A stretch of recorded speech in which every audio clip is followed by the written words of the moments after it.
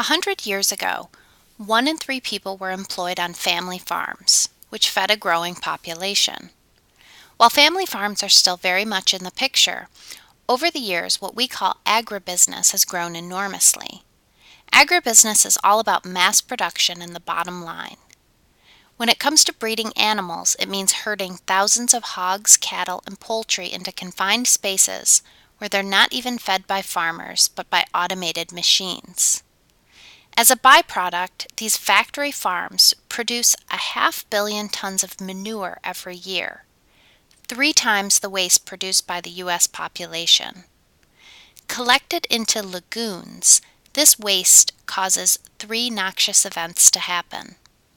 First, the manure emits gases into the air that are toxic to humans. Methane, ammonia, and hydrogen sulfide cause upper respiratory illness, gastrointestinal problems, and depression among locals, for example.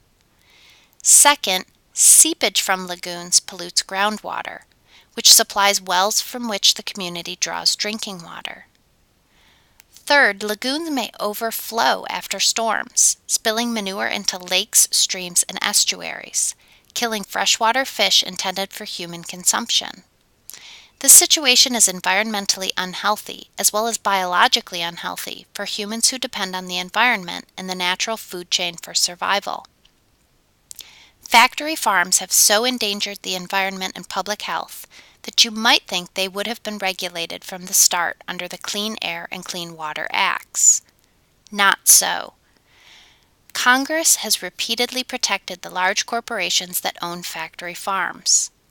Environmental advocacy groups such as the Sierra Club and the Environmental Integrity Project had to sue the Federal Environmental Protection Agency to get any relief. Finally, in 2010, the EPA strengthened rules so that animal feeding operations, as environmentalists refer to factory farms, would have to obey environmental laws. In other respects, agribusiness continues to do what it wants and to thrive.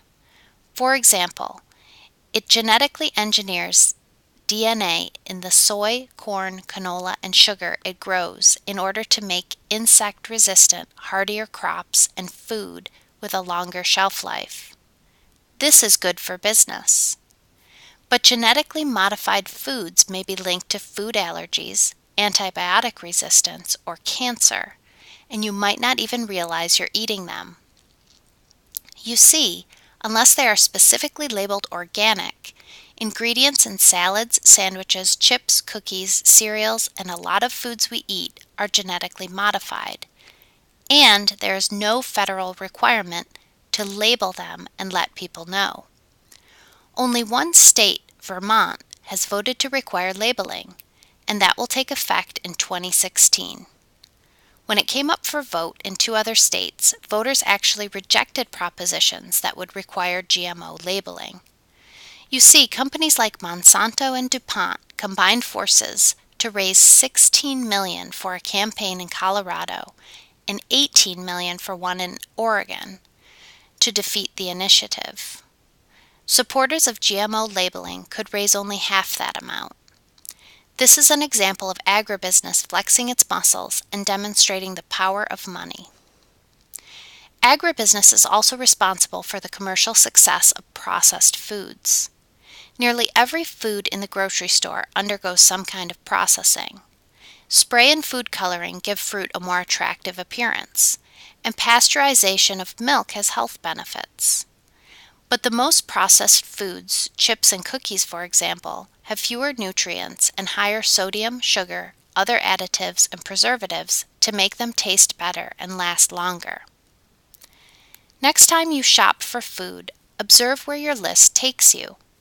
You'll find healthier foods around the perimeter of a grocery store and more highly processed foods in the aisles. What you'll probably be surprised to learn is that for the average American, about 90% of his food budget is spent on processed foods. That is, the less healthy stuff in the aisles. You see, agribusiness has provided our American diet with an overabundance of cheap processed food. It must be sold, so agribusiness has spent a fortune on marketing enticing the public to eat bigger portions, all times of day and night, while in the car and on the go, while watching TV or playing video games, and any time one gets together with friends and colleagues. Research suggests that agribusiness has contributed heavily to the obesity epidemic, which you will remember is a big threat to the public's health.